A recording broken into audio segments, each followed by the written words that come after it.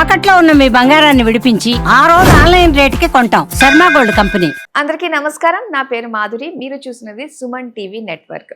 మనలో ప్రతి ఒక్కళ్ళకి కూడా డబ్బు కావాలనే కదా ఇంత తాపత్రయపడుతూ ఉంటాము. అయితే ఎంతో సంపాదించిన డబ్బుని ఇంకాస్త రెట్టింపు చేసుకోవడానికి వేరే వాటిల్లో మనం మళ్ళీ ఇన్వెస్ట్ చేస్తూ ఉంటాం. దానివల్ల కూడా చాలామంది లాస్ అయిపోయిన వాళ్ళు ఉన్నారు. మరి ఇలాంటి వాళ్ళందరికీ కూడా చక్కగా న్యాయబద్ధంగా డబ్బులు రావాలన్నా, కోల్పోయిన డబ్బుని తిరిగి సంపాదించుకోవాలన్నా ఈ ఏకాదశికి ఒక ప్రత్యేక విధానం ఉందంట. మరి ఆ రోజు మనం ఏం చేయాలి, ఆర్థికంగా అభివృద్ధి చెందడానికి ఎలాంటి కార్యక్రమాలను మనం నిర్వహించినట్లయితే మనం కోరుకున్నట్టుగా ఆర్థికంగా మనం బలంగా నిలబడగలుగుతాం. ఇలాంటి ఆసక్తికరమైన విషయాలు మనకి తెలియజేయడానికి మనతో పాటు ఉన్నారు ప్రముఖ జ్యోతిష్య పండితులు బ్రహ్మశ్రీ నందిబట్ల శ్రీహరి శర్మ గురువు గారు. నమస్కారం గురువు గారు. వాగర్థావివ సంపృక్తౌ వాగర్థ ప్రతిపత్తయే జగతః పితరౌ వందే పార్వతీ పరమేశ్వరౌ. ఆదిత్యాయ చ సోమాయ మంగళాయ బుధాయ చ గురుశుక్రశనిభ్యశ్చ రాహవే కేతవే నమః. శృంగేరి జగద్గురు పీఠాధిపతులకి, కంచి పీఠాధిపతులకి నమస్కారములు తెలియజేసుకుంటూ కార్యక్రమాన్ని ప్రారంభిద్దాం. గురుగారు, రేపు 8వ తారీఖు రాబోయే ఏకాదశి యొక్క విశిష్టత ఏంటో తెలియజేస్తారా? ప్రతి నెల పౌర్ణమి ముందు, అమావాస్య ముందు ఏకాదశులకి ప్రత్యేక ప్రాధాన్యత ఉంటుంది. ఇలా మొత్తంగా చూసుకుంటే 24 ఏకాదశులు. అలాగే మనకు సంబంధించినటువంటి ఈ ఏకాదశులకి చక్కటి ప్రాధాన్యత ప్రతి ఒక్క ఏకాదశికి ఉంది. ఇప్పుడు ఈ వైశాఖ మాసంకి వచ్చేటువంటి ఏకాదశికి చాలా ప్రాముఖ్యత ఉంది. ఎందుకంటేనమ్మా, మనకు ఉన్నటువంటి అనేక మాసాలు, ఆశ్వేజ మాసం అమ్మవారికి, శ్రావణ మాసం లక్ష్మికి, మాఘమాసం అలాగే విష్ణువుకి శివప్రీతికరము, కార్తీక మాసం ఇక్కడ మన ప్రాంతంలో ఈశ్వరుని ఎక్కువగా కొలుస్తారు, మార్గశిర మాసం దత్తాత్రేయుడికి, ఈ విధంగా మనకు భాద్రపద మాసం పితృదేవతలకి ఇలా చెప్పబడి ఉంది. కానీ వైశాఖ మాసము పూర్తిగా విష్ణు ప్రీతి కోసమే చెప్పబడ్డటువంటి మాసముగా చెప్పబడినది. ఓకే. అందుకనే విష్ణువుకు సంబంధించినటువంటి దశావతారాలలో 2 అవతారాలు ఈ మాసంలోనే మనకు ఏర్పడ్డాయి. పరశురామ జయంతి, అలాగే నరసింహ జయంతి. నృసింహస్వామి వారు పౌర్ణమి ముందు వచ్చే చతుర్దశి రోజున ఉద్భవించారు. ఇక ఈ ఏకాదశికి మనకేంటంటే మోహిన్యేకాదశి అని అంటారు. అంటే ఏకాదశి అంటేనే విష్ణు సంబంధమైనటువంటిది కదా. కాబట్టి ఈ విష్ణు సంబంధమైనటువంటి ఏకాదశి రోజున విష్ణు ప్రీతి కోసమై మనం విధి విధానాలు కనుక పాటించినట్లయితే తప్పకుండా ఆ లక్ష్మీదేవి యొక్క అనుగ్రహం కలిగి కోల్పోయినటువంటి ధనాన్ని మళ్ళీ తిరిగి పొందగలుగుతారు ప్రజలందరూ కూడా.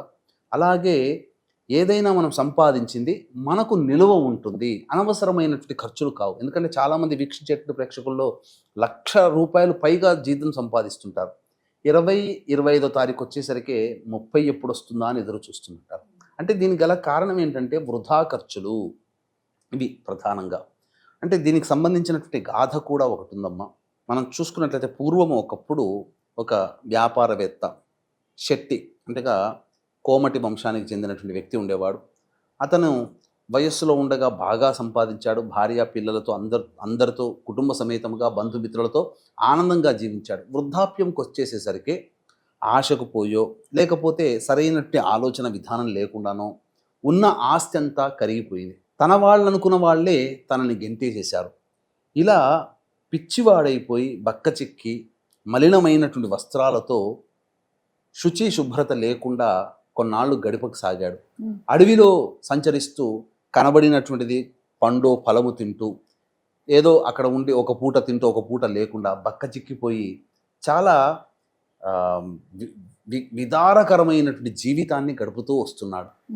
ఎప్పుడు అయ్యో నేను వయసులో ఉండగా ఇంత సంపాదించాను, నా పిల్లలకి ఇచ్చాను, కనీసం నాకు తెలియకుండా నేను చేసిన తప్పు వల్ల నేను డబ్బును కోల్పోతే నన్ను ఆదరించరా, అంటే డబ్బు ఉంటేనే మనిషికి విలువ, కాబట్టి మళ్ళీ నేను డబ్బు సంపాదించాలంటే ఏం మార్గం అని చెప్పి అనేక విధాలుగా ఆలోచిస్తుండేవాడు. అలా ఒకనాడు ఒక మునీశ్వరుల యొక్క గుంపు పోతున్నప్పుడు తపస్సు కోసం అందరూ అడవులే కదా ఉండేది. పోతూ ఉన్నప్పుడు మార్గమధ్యంలో ఉన్నప్పుడు ఆ యొక్క కోమటి వ్యక్తి ఆ మునీశ్వరులని ఆపి, అయ్యా మీరు చూడబోతే చాలా గొప్పవాళ్ళలాగా ఉన్నారు, కాబట్టి నాకేదైనా ఉపాయం చెప్పండి, నేను ఇలాంటి గొప్ప స్థితి నుంచి ఈ స్థితికి వచ్చాను, ఎందుకు నాకు ఈ కారణమైంది అని చెప్పి దీనికి నివారణ ఏం చెయ్యాలి అని చెబితే, అందులో ఉన్నటువంటి ముని పెద్ద, ఆయన యొక్క మునులలో పెద్దవాడు, అతన్ని సాధారణంగా పిలిచి, నాయన ఇప్పుడు వచ్చేటువంటిది వైశాఖ మాసం, మేమందరం విష్ణు ప్రీతి కోసమై ఉత్తరాది మొత్తం అంతా కూడాను తీర్థయాత్రలు చేయడానికి వెళ్తున్నాం విష్ణు యొక్క అనుగ్రహం కోసం.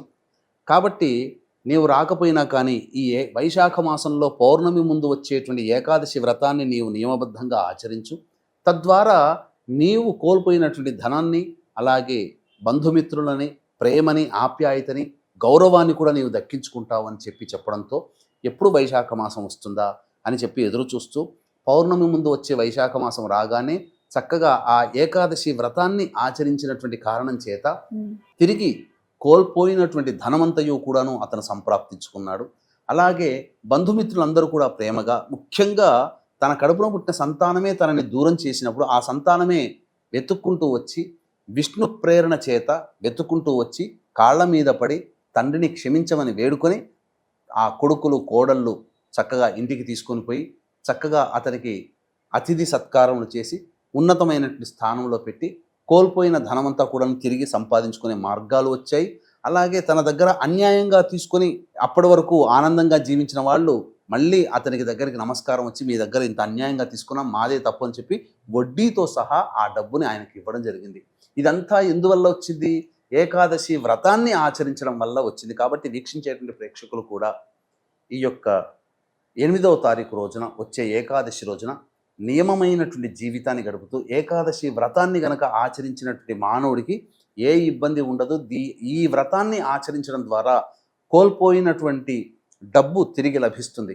అంటే చాలామంది బెట్టింగ్ యాప్స్లో పెట్టుంటుంటారు, లేకపోతే ఒకరికి డబ్బులు ఇచ్చి ఉంటుంటారు, అది తిరిగి రాకపోయి ఉంటాయి, లేదా సక్రమ మార్గంగా సంపాదిస్తున్న ధనం నిలవకపోయినా అది నిలుస్తుంది. ఎవరికైనా డబ్బులు ఇచ్చి అవి తిరిగి రాకపోయినా మళ్ళీ వాళ్ళే తీసుకొచ్చి ఒక వ్రత మహిమ వల్ల మనకు అందిస్తారని చెప్పవచ్చు. ముఖ్యంగా ఈ రోజుల్లో కేవలం డబ్బు అంటే డబ్బు ఎలా వస్తుంది? వ్యాపారం చేస్తూనో లేకపోతే ఉద్యోగం చేస్తూనో వస్తుంది. కాబట్టి కోల్పోయిన ఉద్యోగం కూడా తిరిగి పొందగలిగే మహత్యం ఈ యొక్క మోహిని ఏకాదశి అనగా ఈ మే 8వ తారీఖు రోజున వచ్చేటువంటి ఏకాదశి వ్రతాన్ని ఆచరించడం వల్ల కలుగుతుందని చెప్పవచ్చమ్మా. అయితే గురువుగారు ముందు నుంచి అంటే ఆ ముందు రోజు అంటే 8వ తారీఖు ముందు రోజునే ఏకాదశి తిథి ఉంది కదండి, అంటే ఈ విధి విధానాలన్నీ కూడా మనం ఆ రోజు నుంచే ప్రారంభించాలంటారా?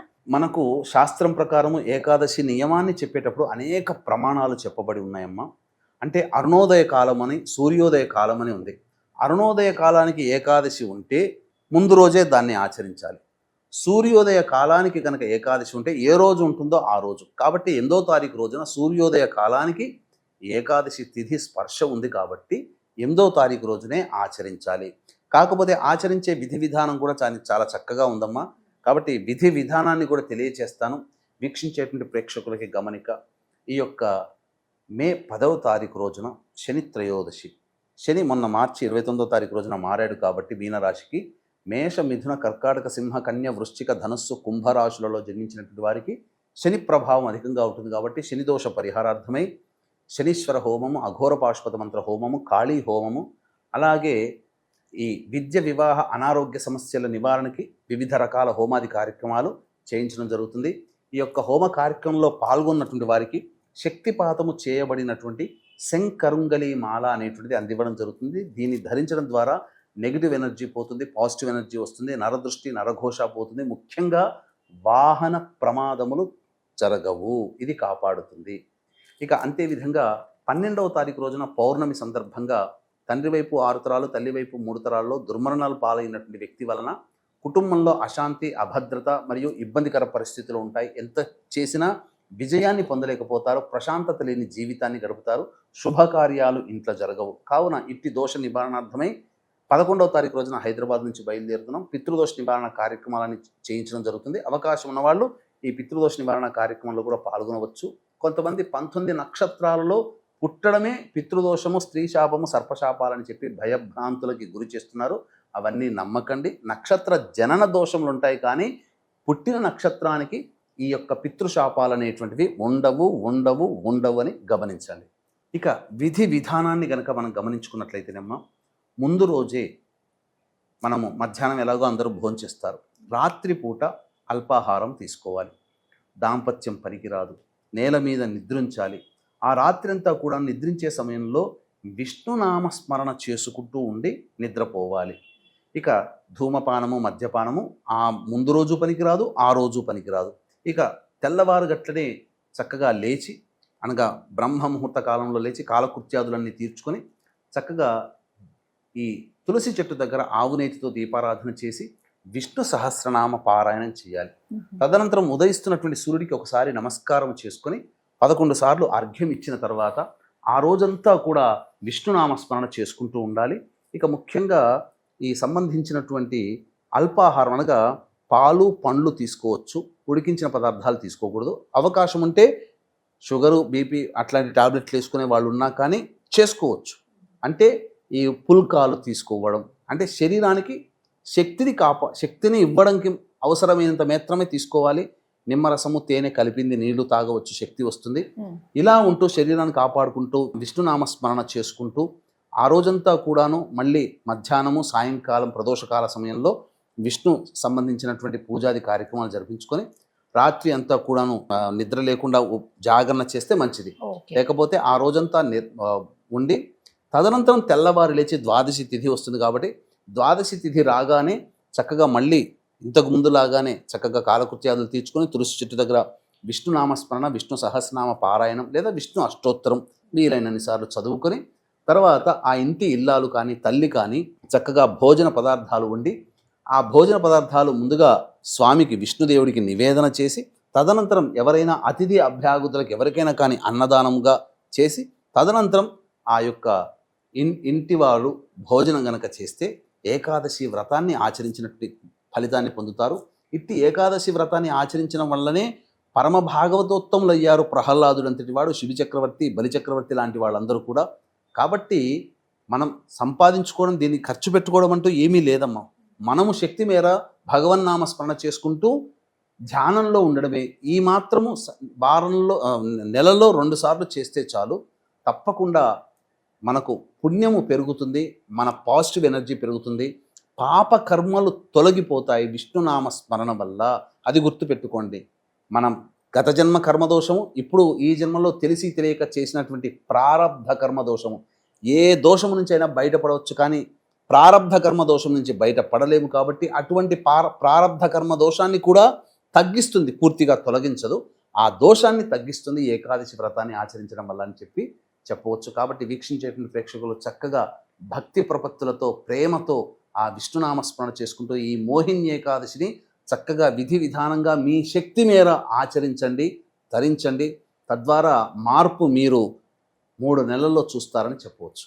ఆర్థికంగా బలపడడానికి, అలాగే అన్ని రకాల దోషాలు తొలగడానికి కూడా ఒక చక్కటి ఏకాదశి వ్రతం గురించి మాకు తెలియజేసినందుకు, అలాగే గురువుగారు చేపట్టిన ఈ శని త్రయోదశి కార్యక్రమంలో మీరు కూడా పాలు పంచుకోవాలి అనుకున్నట్లయితే మరి ముందుగానే మీరు పేర్లు నమోదు చేసుకోవాల్సి ఉంటుంది. అండ్ ప్రతి ఒక్కళ్ళకి కూడా శంఖరంగలి మాల, దీనివల్ల ఏంటంటే నెగిటివ్ ఎనర్జీ, నరదృష్టి దోషాలు ఇవన్నీ కూడా తొలగిపోయి పాజిటివ్ ఎనర్జీ తోటి చక్కగా హ్యాపీగా ఉండొచ్చు అని చెప్పేసి అంటున్నారు. కాబట్టి సో ప్రతి ఒక్కళ్ళు కూడా వీలైనంత వరకు ఇందులో పేర్లు నమోదు చేసుకుని కార్యక్రమంలో పాల్గొవలసిందిగా కోరుతున్నాము. మరి ఇది వాటి కార్యక్రమం.